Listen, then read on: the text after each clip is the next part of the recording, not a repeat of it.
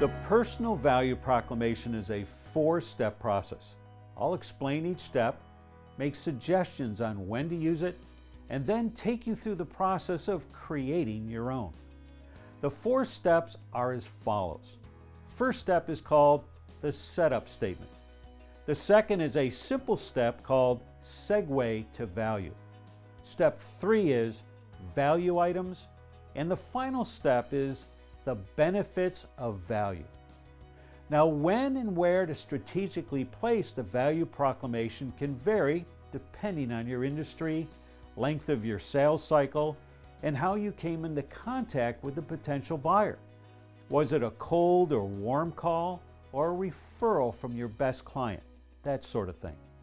For example, if a prospect has definitely indicated they want to meet with you in 3 months to address an insurance policy renewal, maybe it's best to save your proclamation for that meeting. If you are having a lengthy first conversation with a quality referral and are setting up an in-person meeting in the coming weeks, you could choose to deliver your value proclamation up front over the phone or wait until your upcoming meeting. If you're involved in a phone conversation with a call-in prospect and you know they're shopping around, then now is a great time to deliver your proclamation as both a selling point and qualifying tool. The key is, once you customize your own and find a comfort zone on how to state it, you'll begin to naturally know the right time to declare it. So as a recap, you could insert your value proclamation during prospecting calls, initial meetings, on a follow-up call, or during a final presentation.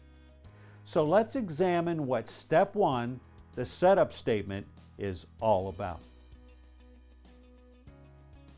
As we all know, one of the biggest questions a buyer, investor, or client has during a sales conversation is, what is your price?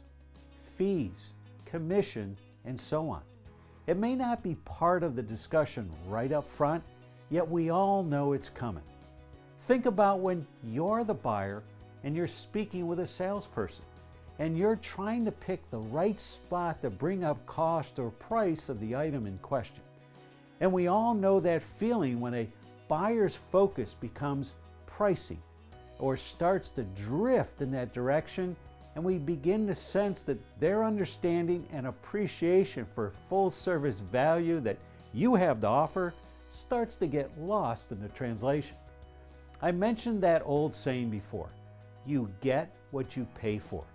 I think we've all had that experience of basing a buying decision on lowest price and wind up wishing we went with the more expensive option.